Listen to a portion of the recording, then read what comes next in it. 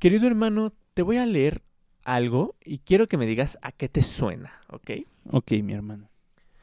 Escucha. La llamada 4T, una gran farsa, acabará mal, muy mal. Hay que tomar nota de todos aquellos que, por acción o por omisión, alentaron las acciones y hechos de la actual administración y lastimaron a México. Que no se olvide quién se puso del lado del autoritarismo populista y destructor. ¿Habías escuchado esto? No, bueno, ¿No? suena un tuit de Calderón o algo similar. Lo dijo el empresario Claudio X González, líder de la Unión Sí por México, que es esta unión que unificó a PRD, PAN y PRI, pero que a veces parece que sí existe, a veces parece que no existe, no se entiende bien qué está pasando ahí. Pero bueno, este personaje es el capitán de Sí por México y se rumora Futuro candidato. candidateable a la presidencia por parte de este mole El extraño, PRI-RD. el PRIAN-RD, exactamente. ¿Qué te parece? ¿Qué te parece esta afirmación que hizo? Es un chiste y solo es, independientemente de si se postula o no, es una buena imagen de lo que se acerca a las siguientes elecciones. Un montón de barrabasadas. Es un montón de exageraciones. Digo, no estoy diciendo que la 4T sean todo un éxito, pero este tipo de personajes neta parecen un chiste andante. A mí lo que me preocupa, fíjate, no es tanto que sean un chiste andante ni que digan barrabasadas o tonterías. Está proponiendo, y eso es lo preocupante y lo que preocupó a varios críticos de izquierda, una lista de las personas que apoyaron a la Cuarta Transformación. ¿Una lista? ¿Por qué quiere hacer una lista? ¿Para qué quiere hacer una lista? O sea... Pues sí, o sea, habla de autoritarismo y parece que el que quiere hacer persecución es otro, ¿no? Exactamente, eso es lo preocupante, que habla de autoritarismo y que parece que el que quiere hacer persecución es otro y pues da miedo, ¿no? Porque, por ejemplo, si hablamos de eso, mi tachecito en las urnas, digo, ya sé que el voto es libre y secreto y muchas personas siempre me regañan por estarlo revelando al mundo, pero yo no tengo vergüenza en decir que mi tachecito en las urnas fue por la 4T. Se te nota ¿No? en la cara, carnal. Se me nota en la cara, en No el necesitas bigotito decirlo. de chocolate. Entonces, digo, a mí me preocupa, ¿no? Un poco porque si voy a estar en esa lista, ¿qué va a pasar? ¿No? Efectivamente, Pau. Sí, ¿no? Y ¿cuáles van a ser los criterios, ¿no? Para ser juzgados ante los ojos de este sujeto. O sea, solo por haber votado ya eres digno de su persecución, porque estamos hablando del 60% de los votantes, si no mal recuerdo. Entonces, ¿eso es suficiente no haber ido a votar porque permitieron? Porque dijo por omisión, ajá. Exacto, Y entonces... de hecho yo conozco una persona que sí puso tal cual en su face, puso, yo no voy a votar por López Obrador, pero tampoco lo voy a detener. Es decir, que este sexenio no voy a ir a votar, lamentablemente, ninguno me convenció, incluido López Obrador, pero tampoco voy a hacer el intento de detenerlo con los partidos de oposición que están ahorita, ¿no? O sea, me aguanto, o bueno, no me aguanto este sexenio porque ha sido bastante crítica esta persona, pero tampoco fue que apoyara al PRI-RD, ¿no? Sí, entonces, pues, estamos hablando de que va a perseguir a la mayor parte del país, porque, o sea, no solo, creo que hubo más personas que no votaron que las que votaron, y de por sí las que votaron, la mayoría votó por la 4T, ¿no? Entonces nos estás diciendo que va a perseguir a la mayor parte del país por acción u omisión en favor de la 4T, ¿no? Entonces lo preocupante es que ese señor probablemente, si no es presidente, no es candidato a la presidencia de México, va a tejer los hilos de quien sea el candidato de la oposición, entre comillas. Y bueno, bienvenidos a Yo Opino Podcast, este podcast donde estará en la lista negra de Claudio X González. Yo soy Alejandro Rodríguez y a mi izquierda tengo... Iván Rodríguez, mucho gusto, mi hermano, un placer estar con ustedes. Quien también está, escuchen bien esos nombres porque estaremos en la lista negra. Efectivamente. Ok, pero bueno, en este podcast ya saben que nos gusta tirarle de todo un poco, que a pesar de haber puesto nuestro tachecito, ya hicimos enojar también a nuestros seguidores amlovers, entonces para que luego no digan que hay hueso, que no sé qué, que nos están pagando, nah, hombre. Ojalá nos estuvieran pagando como a personajes de del internet que quién sabe por qué de repente se volvieron tan críticos del gobierno, ¿no? Hasta comparten fake news para criticar al gobierno. Qué casualidad que coincidió con que les dieron un hueso en Radio Fórmula, ¿no? Digo, saludos, ya saben de quién estoy hablando, ¿no? Efectivamente. Exacto. O los que salen ahora de casualidad en Milenio y se coordinan para hacer videos que mencionando que los obradoristas parece que están en una secta o que las mañaneras parecen un show de televisión. Da la casualidad de que la misma semana sacan videos en YouTube con el mismo tema. Vea, a lo mejor les dan línea en Milenio, televisión, puede ser, ¿Quién sabe? no lo sé de cierto, lo supongo, ¿no? Que era justo algo que estaba pensando, ¿no? O sea, la derecha, quieras o no, sigue moviendo los hilos en los medios de comunicación tradicionales y también ya supo meterse a los no tradicionales, ¿no? Y el problema aquí es que, vamos a decirlo tal cual, y ya sé que nos vamos a ganar muchos enemigos. Una vez, hace poquito vi un youtuber que dijo, no estés criticando a otros youtubers porque nomás te ganas enemigos y así no vas a crecer. Pero pues de eso se trata este podcast, ¿no? De opinar de todo un poco. Entonces, a ver, los de derecha están comprandísimos, los youtubers de derecha. Los de izquierda, la neta, muchas veces son un chiste, ¿no? ¿Para qué nos hacemos güeyes? Un personaje, ¿no? Muchas veces. Exactamente. Y entonces, pues los que intentamos ser neutros, la verdad es que no ayudamos mucho, porque al ser neutros hay ocasiones en las que sí tenemos que criticar a la 4T.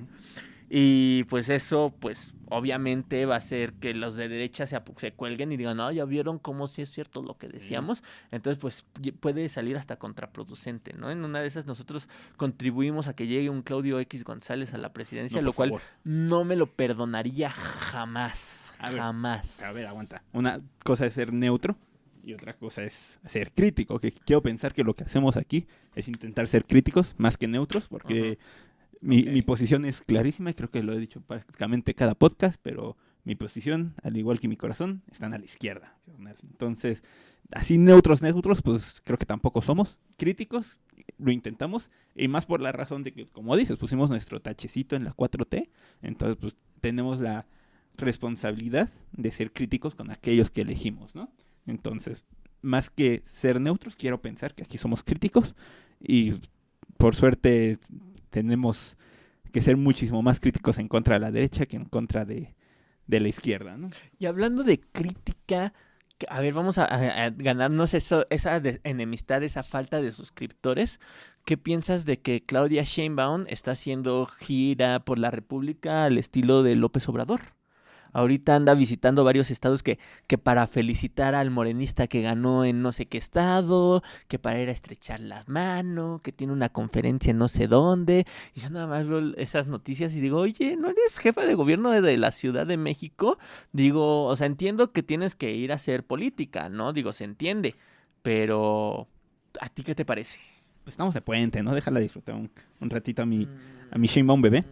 Pero bueno, parte del trabajo de los jefes de cada estado, bueno, de los jefes de gobierno, o como se les dice en otros estados, siempre se me olvida cómo se dice en provincia, pero bueno, parte importante de cada estado debería de ser, es sí estrechar relaciones con cada estado, ¿no? Y eso deberían de hacerlo todos, no solo Sheinbaum.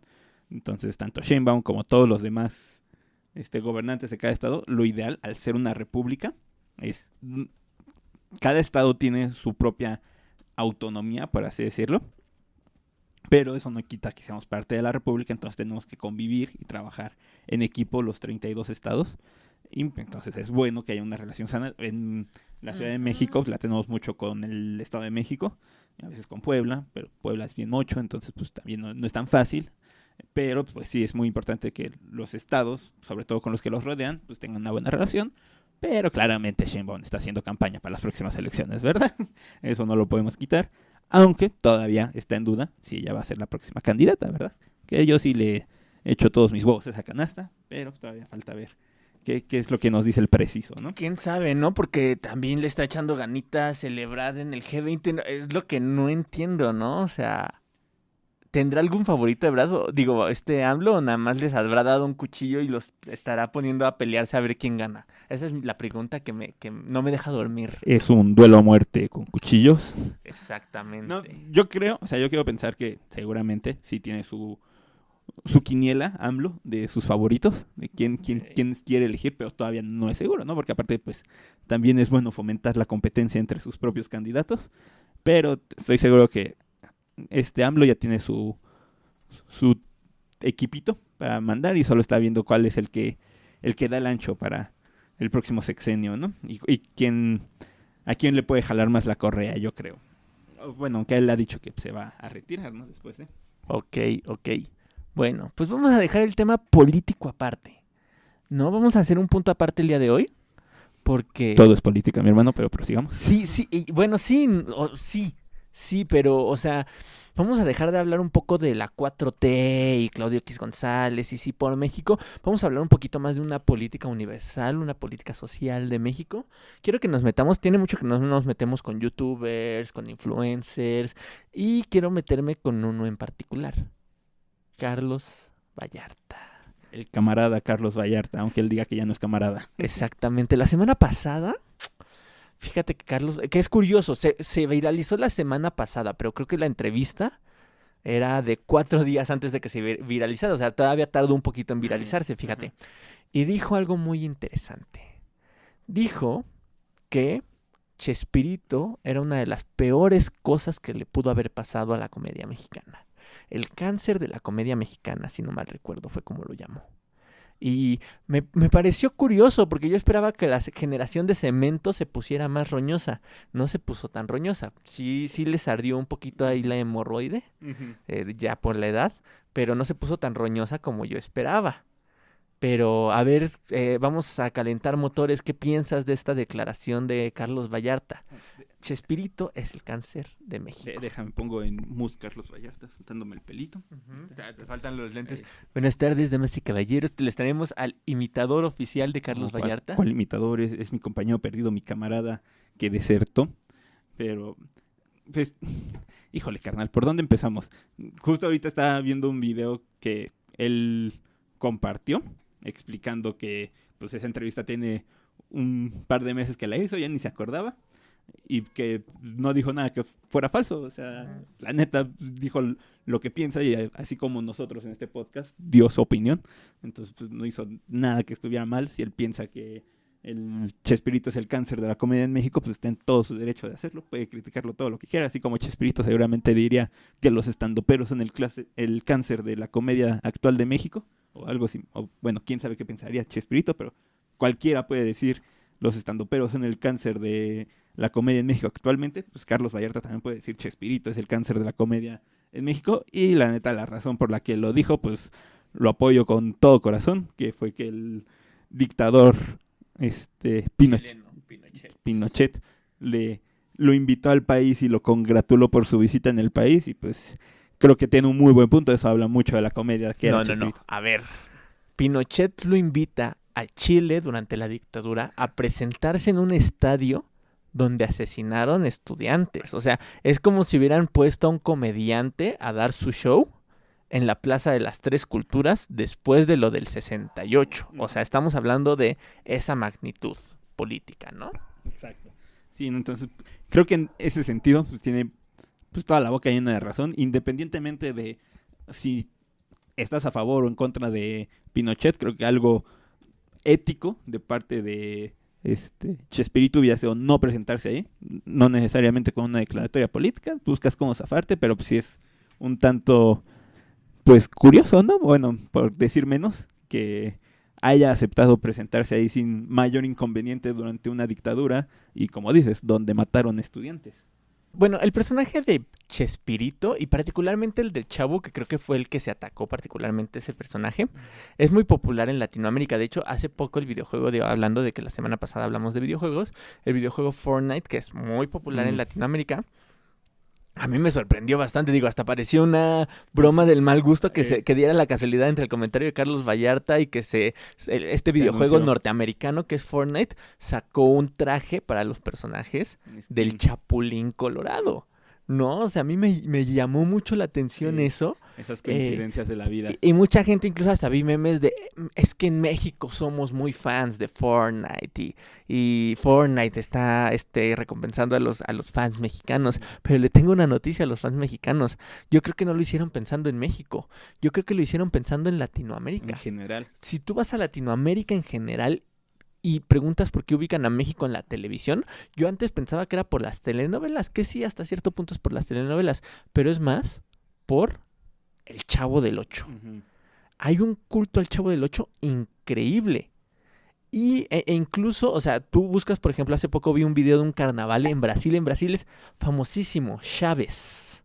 Le dicen Chávez porque ellos no entendían por qué le decían Chavo. Aquí en México es muy obvio el por qué el Chavo.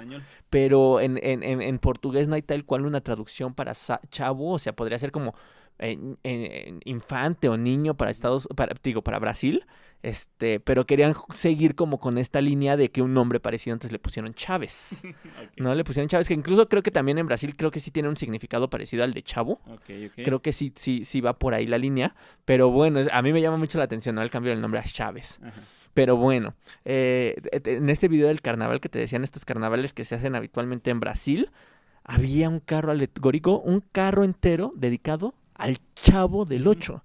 O sea, imagínate cuál es el nivel de admiración que se tiene. Pero, una de las razones por las cuales es tan conocido en Latinoamérica es precisamente porque era una comedia que era aceptada por las dictaduras, porque era una comedia, no solo era una comedia blanda, sino que era una comedia que normalizaba, por ejemplo, y es algo que ya se ha dicho, aunque llegue la generación de cemento a llamarnos generación de cristal y a hacer su berrinche, es algo que ya se ha dicho varias veces. El Chavo del Ocho promovía la violencia infantil, romantizaba la pobreza, era un humor que técnicamente no estaba dirigido a los niños y aún así los niños lo adoptaron mucho. Entonces, pues realmente sí era una comedia muy dañina para el imaginario colectivo, porque aparte esa es otra. Ya hicimos un video donde hablábamos de la herencia de Televisa en los youtubers mexicanos, ¿no?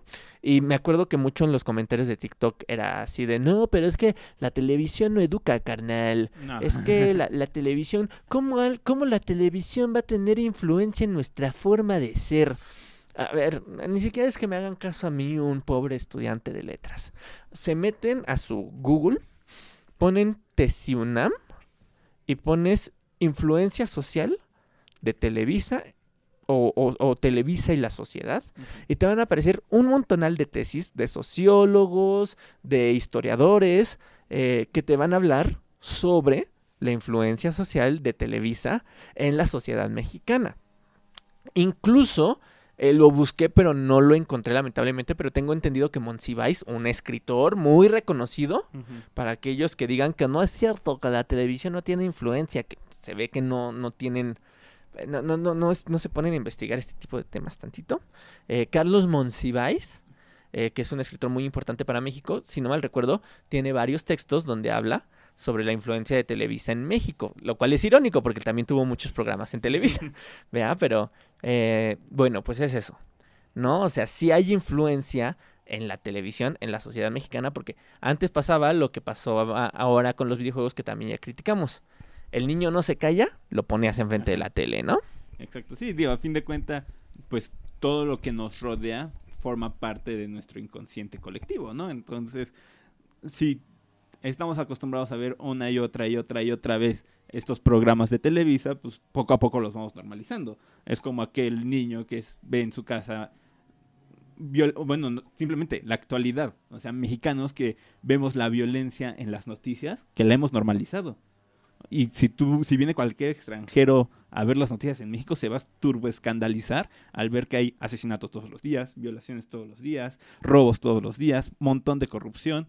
O sea, esto es algo que está normalizado en buena parte gracias a la televisión. Y si pueden normalizar violencia y todo este narcotráfico, toda esta narcosociedad en la que vivimos, pues también se pueden normalizar cosas como simplemente romantizar la pobreza. Es algo muchísimo más sencillo de romantizar que simplemente normalizar la situación sociopolítica en la que vivimos actualmente, que ya hemos podido normalizar.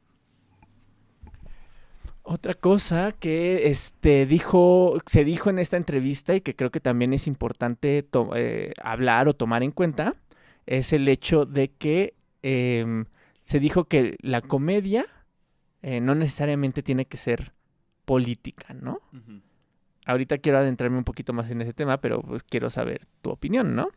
Pues, justamente lo dije hace rato, ¿no? Todo es política, ¿no? Y a fin de cuentas, quieras evitarlo o no, lo que tú comes es política, lo que tú vistes es política, lo que tú piensas es política, todo está influenciado por la política, a fin de cuentas. O sea, si en este preciso momento en la política se cancelan contratos internacionales de exportación de aguacate, entonces tu consumo de aguacate va a aumentar porque va a disminuir sus precios, ¿no? Igual, digamos con el maíz, ¿no? O sea, reducen los costos del mercado del maíz, tu dieta va a aumentar, ¿no? O sea, la política tiene influencia hasta en lo que comes, igual con lo que vistes, igual con lo que piensas. O sea, lo que piensas a fin de cuenta está relacionado con lo que ves, con lo que vives. Y si lo que vives está influenciado por la televisión, si ves media hora, una hora televisión al día, pues eso va a influenciar tu forma de pensar. Entonces, pues sí, todo lo que ves, todo lo que escuchas, todo lo que vives es política porque la política influencia todo lo que consumes. Lo dices muy bien y tengo un ejemplo en el que estuve reflexionando toda la mañana cuando pensamos en este tema y era, o más bien es hace poco leí, no fue hace poco, hace bastante tiempo cuando iba en la universidad, leí un artículo donde hablaba precisamente de cómo todo es política y ponía el ejemplo en las ciencias, ¿no? Existen dos líneas, por ejemplo, o sea, poniendo un ejemplo en las ciencias, ahorita hago el símil con la comedia. Existen ciencias que a lo mejor son súper disruptivas para el gobierno. Por ejemplo, dígase un estudio que dice que las refresqueras gastan mucha agua. Uh-huh. ¿No? Y entonces ese estudio golpea directamente a un grupo tanto económico, que serían las refresqueras, como incluso a lo mejor gobernadores que tienen su mano metidas en las fábricas de refresco, o que las fábricas de refresco hacen que el Estado crezca, etcétera, ¿no? Eso pega directamente a la política, ¿no? Y, por ejemplo, este estudio lo voy a inventar, me lo voy a sacar de la manga. Supongamos que sale un estudio que dice que que el jugo de naranja hidrata mejor que el agua natural, ¿no? Uh-huh. A lo mejor ahí no estás impactando tanto a ninguna industria, porque en sí no hay una industria del agua, así que tú digas como muy grande. Sí hay industrias del agua, No, pero, no. pero a lo mejor no es tan fuerte como meterse con una refresquera tal cual, ¿no? Yo creo que está más cabrón meterte con el agua, pero bueno, prosigue. Ok. Gracias por arruinar mi ejemplo, hermano. Pero... Entonces, yo lo que voy es que existen estudios que no pegan tan directamente a la política, pero aún así, al hacer este estudio, haces un cambio de mentalidad. Uh-huh. O sea, habrá gente que acepte que el agua digo, que el jugo de naranja es hidrata mejor, Uh-huh. y habrá gente que no lo acepte, Uh-huh. ¿no? Yo a lo que voy es que con la comedia pasa lo mismo. La relacioné un poco pensando, hay un especial en Netflix de un comediante que se llama Alex Fernández. Y Alex Fernández, en este especial que les recomiendo bastante, a mí me gusta, que se llama El Mejor Comediante del Mundo, Uh-huh. al final habla de su hermano que tiene cáncer. Y de todo el proceso del hermano. Y justo eso es, de todo el proceso que tiene el hermano del cáncer, ¿no? Y lo disruptivo en ese especial de comedia es que te plantea, ¿por qué no reírte? Porque esas cosas tienen que estar veladas. Ajá, porque la muerte, que es algo tan natural, tiene que estar velada. Uh-huh. ¿No? Yo me acuerdo que chillé y reí al mismo tiempo con ese especial porque dije, ¿por qué me estoy riendo de esto que es tan triste y al mismo tiempo me da tanta risa? Eso no se está metiendo ni con Peña Nieto, ni con Felipe Calderón, ni con nadie, ¿no? Uh-huh. Pero aún así sí hay un golpe en la mentalidad social, ¿no? ¿Por qué no hablamos de estas enfermedades? ¿Por qué las velamos? ¿Por qué no incluso reírnos de ellas? Ese es el estudio del jugo de naranja y el agua, ¿no? Uh-huh. Que no golpea directamente los bolsillos. Y luego ya vienen otros comediantes que son más directos, ¿no? Por ejemplo, estoy pensando en Luis Estrada, que es el director de películas como El Infierno, de películas como La Ley de Herodes, que ahí sí ya está el tema político latente. Sí. Ese es el golpe directo. Pero, como bien dices, en todo hay política, incluso en El Chavo del Ocho. Uh-huh.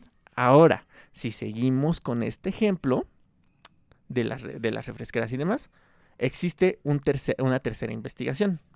la investigación que medio mueve los datos, que medio omite información y que en su resultado te demuestra que resulta que el refresco es la mejor bebida que existe La para... Coca-Cola es medicinal. Exactamente.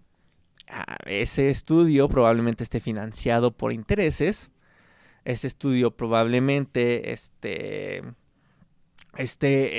Amañado. exactamente. También existe ese tipo de comedia, Exacto. ¿no? Ese tipo de comedia que ayuda a las dictaduras. Sí, digo, a fin de cuentas, si tú quieres sobrevivir, de cierta forma te tienes que alinear a la ideología dominante, ¿no?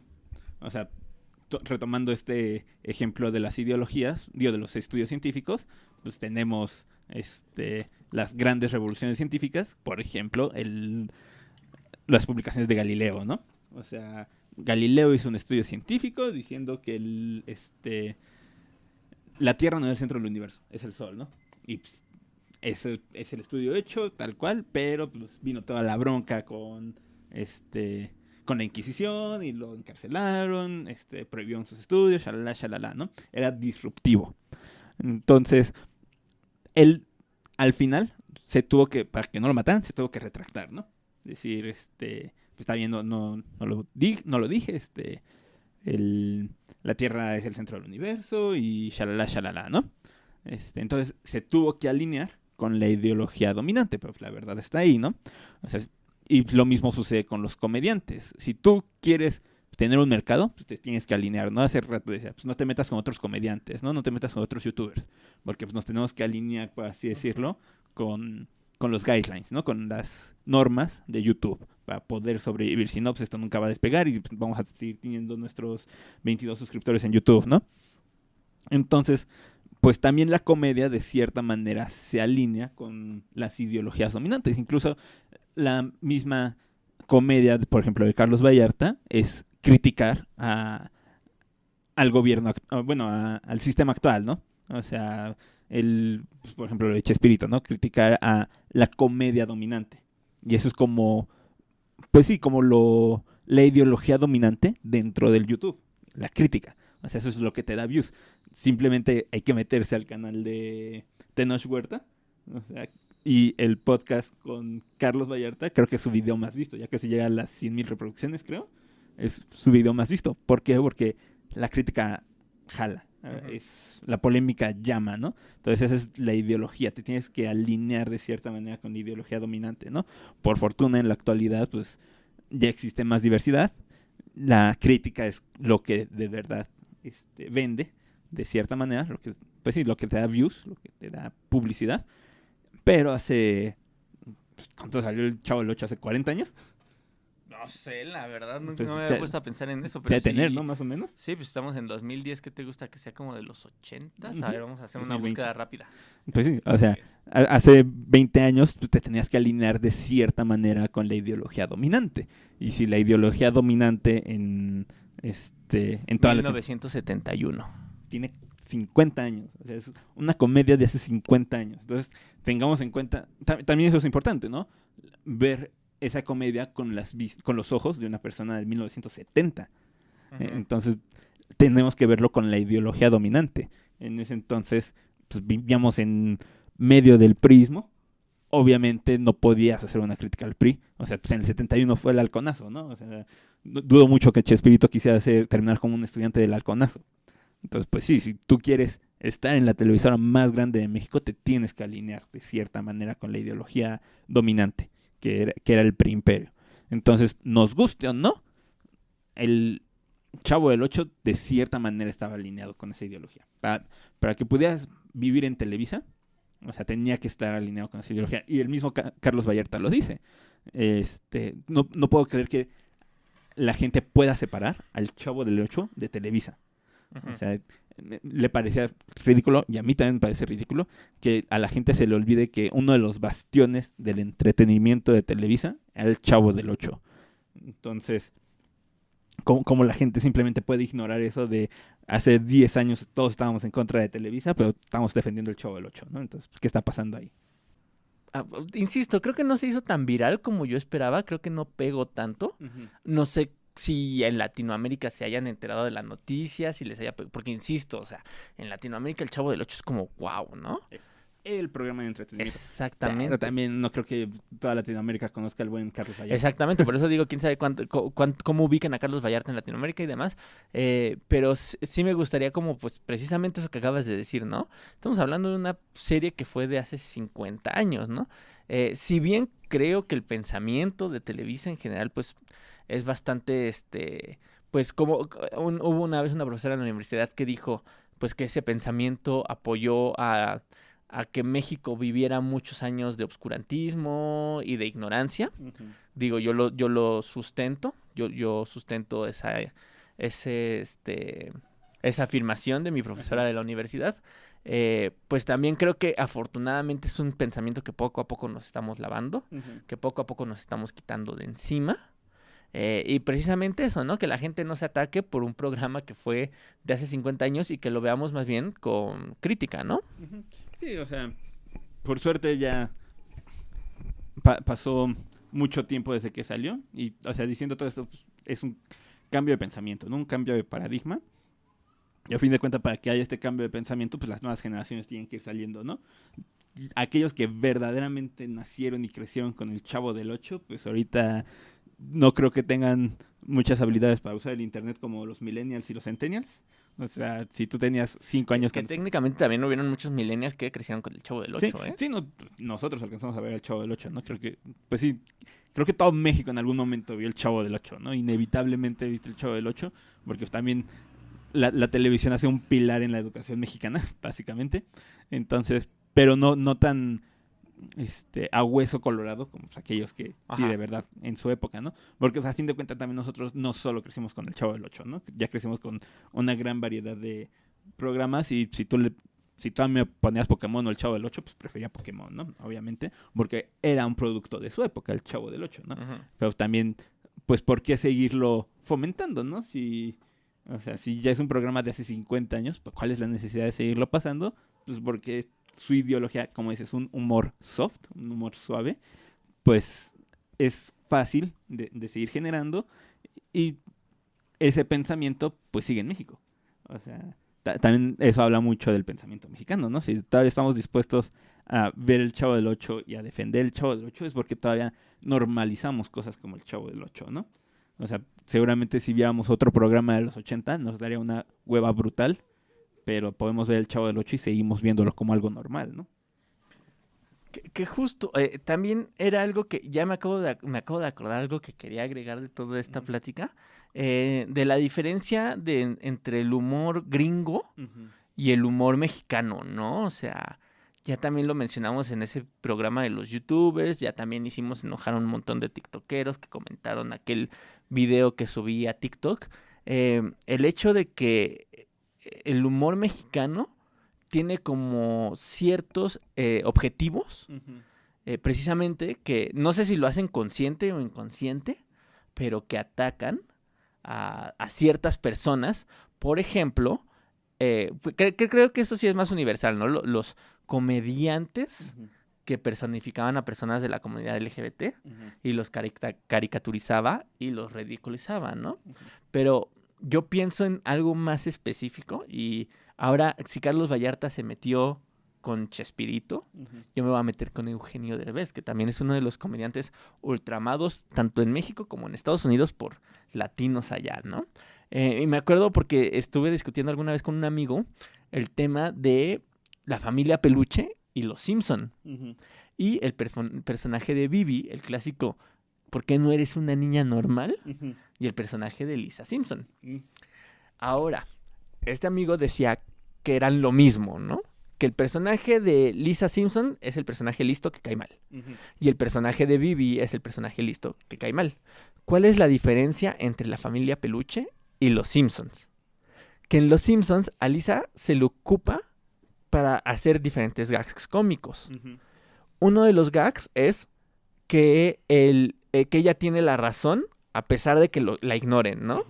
Por ejemplo, bueno, no se me ocurre ahorita un capítulo en específico, pero hay capítulos donde Homero y Lisa, porque habitualmente es como la contraposición, ¿no? Homero siendo el papá tonto y Lisa siendo la hija lista, Homero y Lisa llegan a discutir y habitualmente Lisa tiene la razón, pero Homero tiene que pasar por toda una aventura para darse cuenta que Lisa tiene la razón. Esa es una de los herramientas en las que utilizan a Lisa Simpson. Otra de las herramientas es este clásico meme, y era el ejemplo que ponía este amigo, cuando Lisa y Homero, bueno, cuando la familia están en safari, y Lisa le dice, los rinocerontes no nacen de huevos, y vemos unos rinocerontes naciendo de unos huevos, y le dice Homero, ¿qué acabas de ver, Lisa? ¿Qué acabas de ver? Ahí nos están burlando de la inteligencia de Lisa. Ajá. Lo que están haciendo es una crítica al pensamiento científico que muchas veces lo ponemos incluso encima del pensamiento empírico, Ajá. ¿no? O sea, que los científicos que a lo mejor nunca han ido a un safari digan, los rinocerontes no nacen de huevos, y vemos al rinoceronte nacer de huevos y ellos como científicos no puedan cambiar ese chip a pesar de que lo acaban de ver. Eso es lo que están criticando los Simpsons. Entonces Lisa Simpson se utiliza para eso, para hacer una crítica cómica. Pero en la familia de peluche, Bibi Gaitán es un objetivo de bullying. Y es un objetivo de bullying que es hasta doloroso porque le hacen bullying los hermanos, los amigos y hasta los papás.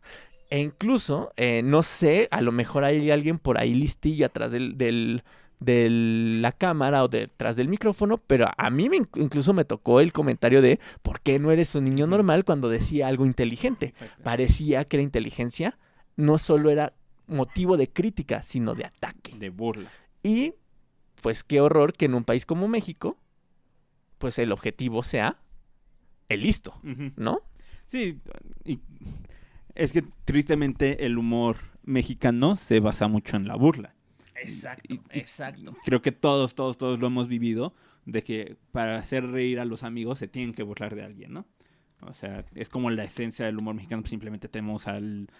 ¿Cómo se llama este youtuber? El Rey Grupero. Ajá, Que, sí. sea, su gaje a burlarse de la... Es más, ni siquiera burlarse, atacar a las personas, ¿no? O sea, eso se considera gracioso, ¿no?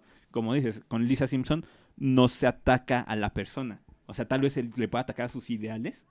O sea, por ejemplo, yo me acordé del chiste de no vives de ensaladas, no vives... Porque, o sea, la ideología tal vez no está mal, pero es muy idealista, ¿no? Entonces se está criticando a la ideología, no a la persona. O sea, a Homero creo que jamás le falta el respeto intencionalmente a Lisa Simpson, ¿no? O sea, a diferencia de Eugenio Derbez, que directamente ataca a su hija, ¿no? O sea, burla de su hija, ¿no? Entonces, esa es como la diferencia entre su humor, que ahí se está atacando un tanto a la ideología y no tanto a la persona. Y aquí en México sí se está muy acostumbrado a criticar a la persona por sus características físicas, por su ideología, shala, pero se está atacando a la persona, se está haciendo burla a la persona, al individuo. Entonces, esto hace que se creen más divisiones entre las personas. Y todos los países tienen su propio humor. O sea, por ejemplo, el humor inglés es más irónico, ¿no? Y no muchos lo entienden, pues algunos les aburre el humor inglés, ¿no? Las caricaturas gringas a veces son muy asquerosas, ¿no? O sea, todos los países tienen su humor, es diferente, y desgraciadamente el de México es su humor. Un humor de bullying. Ajá, y un humor clasista también muchas veces. Sí, pues parte del bullying, el clasismo. Exactamente, sí, porque por ejemplo pienso en personajes que aparte de todo mucha gente le encanta, como por ejemplo hay una señora que incluso hasta salía en los comerciales de ACE, Doña Marga, no es Doña Marga, Doña Francisca. No, se me acuerdo. No, bueno, este personaje que salía en los comerciales de ACE y del detergente y demás, que también era un personaje muy clasista, incluso hasta la gente hasta le llega a tener cariño, ¿no? Pero pues no nos damos cuenta de que quiénes son los que están haciendo este tipo de chistes. Pues los que están en el poder, ¿no? Televisa, o sea, esa gente que tiene mucho dinero. E incluso recuerdo hace poco que vimos una entrevista con Adrián Uribe, que él sí dice, no, pues yo crecí en barrios bravos, mis familiares eran microbuseros y de ahí me agarré para mi humor. Bueno, sí, tú tal vez creciste en estos barrios, pero quienes aprobaron ese humor fueron pues las clases altas, ¿no? Quienes le dieron difusión pues fueron las clases altas porque dijeron, ay, el morenito se está burlando de los morenitos, vamos a darle exposición. Ajá. Sí, o sea... Pues sí, como dices, no, sí se está creando como esta segregación, ¿no? Esta división entre individuos, y lo que se burlan no es de este personaje, sino de este sector. Eso es como que lo preocupante, ¿no? O sea, el chiste no es que él como personaje sea gracioso. El chiste es que este sector es bulleable, ¿no? Todos le hacemos bullying al pobre, ¿no? Entonces, todos nos podemos burlar del pobre, ¿no? Porque todos lo conocemos, ¿no? Entonces, sí es una línea muy fina la cual cruzar, de cuando te estás burlando de cuando estás haciendo bullying y cuando simplemente es una crítica, ¿no? Entonces, sí es una línea muy difícil entre la cual bailar. Y pues sí, o sea, ese es el trabajo de los comediantes, ¿no? Y hay algunos que lo logran espléndidamente y hay otros que simplemente lo único que hacen es incluso llegar al crimen como rey grupero para intentar buscar este humor, ¿no? Entonces sí es muy fina esta línea, los estandoperos siento que muchos lo hacen muy bien, pero tenemos a sujetos como, te digo, rey grupero, el escorpión dorado, ¿no? Que, o sea, han llegado a tener denuncias judiciales debido a su humor, entre comillas. Pues sí, y ya también hablamos de gente como, por ejemplo, Joss Stop, que por algo está en la cárcel, porque su humor se basaba en hacer bullying y eso a donde la llevó, ¿no? Y bueno, podríamos quedarnos otras 2 horas hablando de esta comedia de bullying y demás, pero se nos acabó el video y pues ya nos extendimos bastante, entonces no sé si quieras agregar algo más. Pues no, creo que se quedó bastante bien. Me dio bastante tristeza ver que los videos de Tenoch Huerta tienen tan pocos videos, no dio tan pocas vistas, no sé qué esperar para este podcast, pero... Vayan a ver los videos de Tenoch Huerta, les vamos a enviar a nuestros 24 suscriptores a los videos de Tenoch Huerta y ahí le ponen, venimos de Yo Opino Podcast, esos 24 suscriptores los esperamos allá. Claro que sí. Claro que sí, y eso es todo de nuestra parte, nos vemos en la próxima edición de Yo Opino Podcast. Nuestras redes sociales, mi hermano. Ya saben que nos pueden seguir a mí en Poéticamente Incorrecto o en Poesía Incorrecta. Ahí me pueden encontrar como Furio Sensei o Iván-Furio en Instagram. Y tenemos del otro lado de la cámara, que ya se nos apagó, a nuestra productora... ¿Cómo? ¿Aguri Ame? ¿Ame? A ver, dilo tú. Aguri Ame. Aguri Ame son sus redes sociales. Y bueno, eso es todo. Y nos vemos en la próxima emisión de Yo Opino Podcast. Hasta la próxima. Adiós.